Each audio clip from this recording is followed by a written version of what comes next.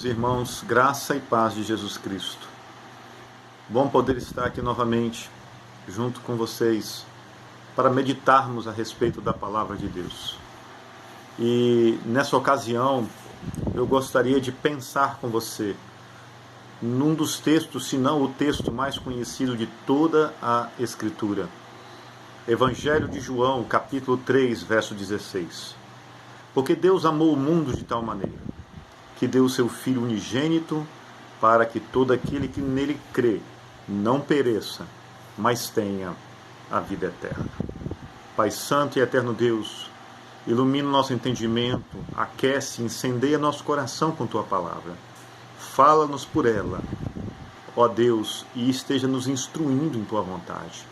Reanima a nossa fé, restabeleça a nossa fé a cada dia, renove as nossas forças, em nome de Jesus. Porque Deus amou o mundo de tal maneira que deu o seu Filho unigênito para que todo aquele que nele crê não pereça, mas tenha a vida eterna.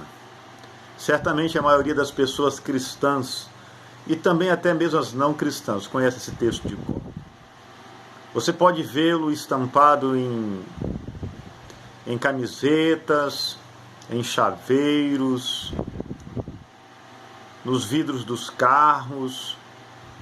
Por onde você vai, você vê essa porção da palavra de Deus, essa expressão do amor de Deus.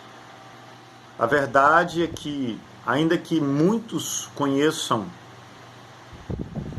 esse texto, nem todos conseguem conceber a profundidade dessas poucas palavras.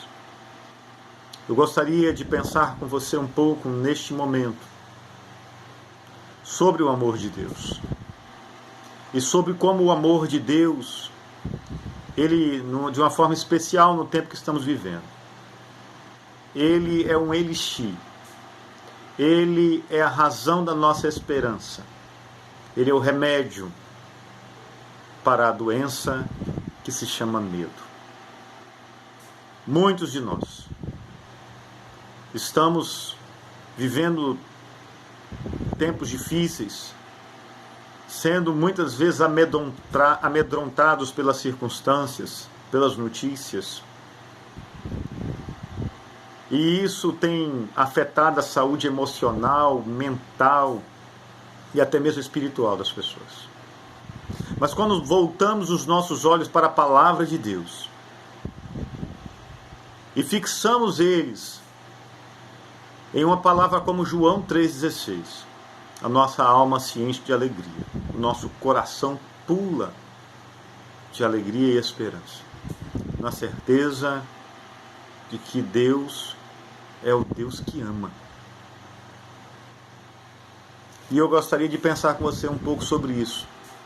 Talvez você esteja vivendo momentos difíceis, como a maioria de nós. Momentos de dor, de sofrimento, vales sombrios, noites escuras da alma. Talvez você tenha enfrentado problema financeiro, que se avolumou com esta crise em consequência da crise epidêmica. Talvez você esteja lidando com a enfermidade propriamente dita. Talvez você esteja lidando com problemas familiares. Talvez você esteja lidando com tudo isso junto. Mas eu quero trazer para você nesta noite, neste momento, uma palavra de encorajamento para a sua vida, uma palavra de Deus. Não uma palavra de autoajuda, mas uma palavra do alto. Uma ajuda que vem do alto. Não é uma ajuda que sai de dentro de você, mas uma ajuda que vem do alto, dos céus para a sua vida. Porque Deus amou o mundo de tal maneira que deu seu Filho unigênito, para que todo aquele que nele crê não pereça, mas tenha vida eterna. Queridos, podemos vencer o medo, a angústia, que pode nos assaltar em momentos como o que estamos vivendo, quando conhecemos um texto como esse. Quando conhecemos aquilo que o Senhor nos fala como um texto tão maravilhoso como João 3,16. Porque Deus amou. Deus é o Deus que ama. E Deus é aquele que nos ama não nesse momento específico, não apenas no agora, não apenas no futuro, mas é o Deus que amou. A Bíblia diz, porque Deus amou. Deus é o Deus que ama e que não ama apenas no presente momento, Ele sempre nos amou. O verbo está no passado, amou. O amor de Deus por nós é incerto na eternidade. Não dá para definir cronologicamente quando Deus começou a nos amar. O fato é que em algum momento da eternidade, antes mesmo que existíssemos, Deus nos amou. E Deus não apenas nos amou, Ele continua nos amando e nos amará eternamente. Esse é um grande alívio para a nossa alma. Podemos vencer o medo quando temos a convicção e a certeza de que o Deus que ama é um Deus soberano, um Deus todo-poderoso, um Deus glorioso, um Deus que não tem limites para o seu poder, um Deus que não tem limites para os seus propósitos e vontade, fazendo Ele, dando sua palavra de ordem, as coisas acontecem. Esse é o Deus que nos ama. Esse é o Deus que ama você, meu querido, minha querida, que me assiste nesse momento. E por isso você pode ter uma certeza: eu não temerei. Não precisamos temer quando temos a certeza de um Deus tão maravilhoso, tão poderoso, tão glorioso que nos ama. E Deus não é apenas o Deus que nos ama, mas o texto continua dizendo, porque Deus amou de tal maneira. Eu gostaria que você prestasse atenção na expressão de tal maneira. A nossa língua, a língua portuguesa e todos os outros idiomas do mundo se tornaram extremamente pobres para poder declarar a intensidade, o tamanho, a largura, a profundidade, o comprimento do amor de Deus, e se reduziram e se limitaram a dizer, porque Deus amou de tal maneira.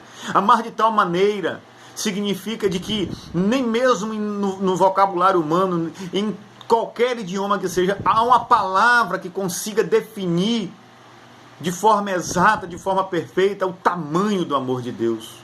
Por isso o escritor bíblico se limitou a expressar, a colocar a expressão, porque amou de tal maneira.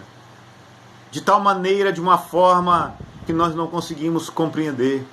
De tal maneira, é de uma forma extravagante, é de uma forma inexplicável. Deus é o Deus que ama, que sempre nos amou, do passado da eternidade ao futuro da eternidade, e Ele é um Deus que nos ama de uma forma inexplicável. O amor de Deus não tem explicação. Pense comigo. Como explicar o amor de Deus por nós, sendo nós pecadores? Apenas duas criaturas em todo o universo ousaram se rebelar contra Deus. A primeira classe dessas criaturas foram os anjos caídos, liderados por Satanás em sua revolta, sua rebelião celestial. E a outra classe somos nós, os homens. Todas as demais criaturas feitas por Deus adoram a Deus, se submetem ao seu governo.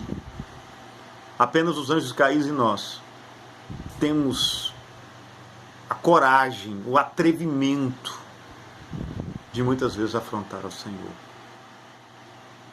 E aí, sendo nós uma dessas duas classes, Deus nos ama. Como explicar isso? Como explicar o Deus soberano, o Deus santo, o Deus justo, o Deus perfeito, o Deus maravilhoso, o Deus que não precisa de nada e nem de ninguém, nos amar?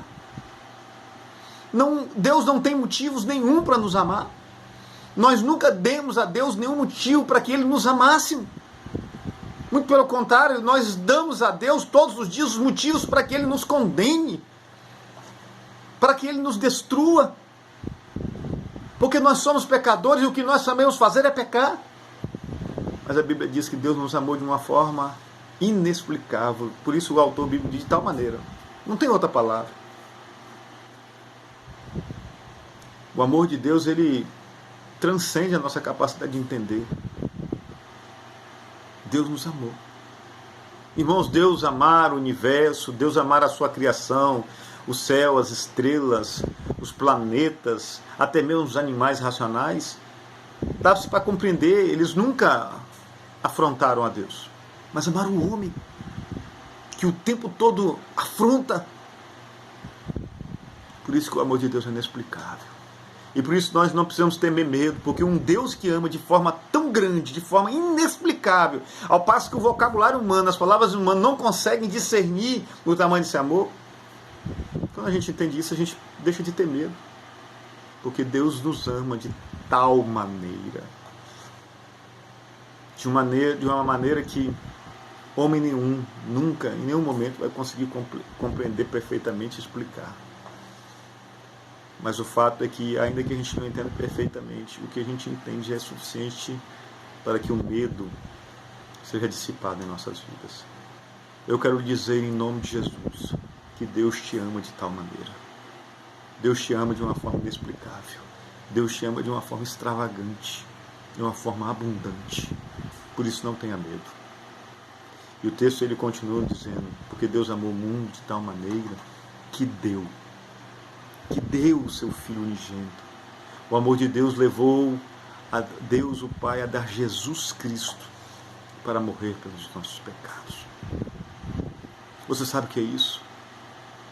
O amor de Deus é um amor inexplicável e um amor que não conhece limites em sua busca por aquilo que ama.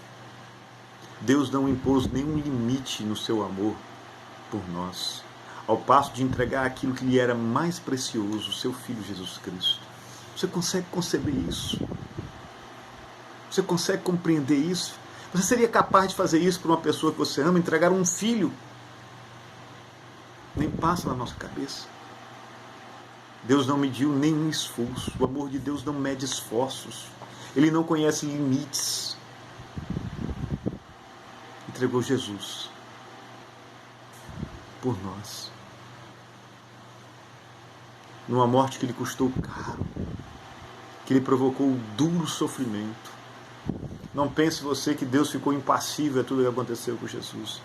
Mas Deus, ao entregar Jesus, estava contemplando a mim e você. Ele estava dispensando o seu grande amor, o seu abundante amor, o seu amor inexplicável por nós. Um Deus que não poupou nem Jesus por nos amar. Esse Deus é o Deus que nos garante: não temas. Quando eu percebo que Jesus morreu por meus pecados, e isso é fruto do amor de Deus Pai, eu deixo de temer as circunstâncias adversas da vida. Eu deixo de temer a epidemia. Eu deixo de temer o desemprego. Eu deixo de temer a dor. Porque eu sei que Deus me ama num amor que não conhece limites. Deus te ama desse jeito, meu querido, minha querida. Por isso, não temas. Mas o texto ele continua e diz assim, que Deus nos ama dessa forma que Ele levou até Jesus a cruz, entregou Jesus por nós, para que todo que nele crê não pereça. Ou seja, todo esse amor está à disposição daqueles que creem. Deus fez tudo isso por você, para que você cresça, para que você cresça em Jesus, para que você depositasse a sua fé, a sua esperança aos pés de Jesus, reconhecendo Jesus como Senhor, como Salvador da sua vida. Quando você nega isso, quando você se torna incrédulo, quando você não crê em Jesus, você está desprezando esse grande amor de Deus, esse inexplicável amor, esse extravagante amor, esse abundante amor. Não temas, crê somente, crê no amor que Deus tem por você.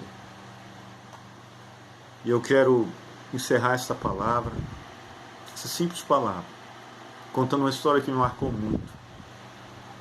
A história de um jovem cristão que vivendo em um país onde o evangelho era perseguido, certa vez sendo perseguido por algozes, por inimigos do evangelho, começou a correr, e esses homens se aproximando a cavalo, e ele percebeu que a única alternativa que lhe sobrava era uma gruta, e ele rapidamente entrou por aquela gruta, por aquela caverna.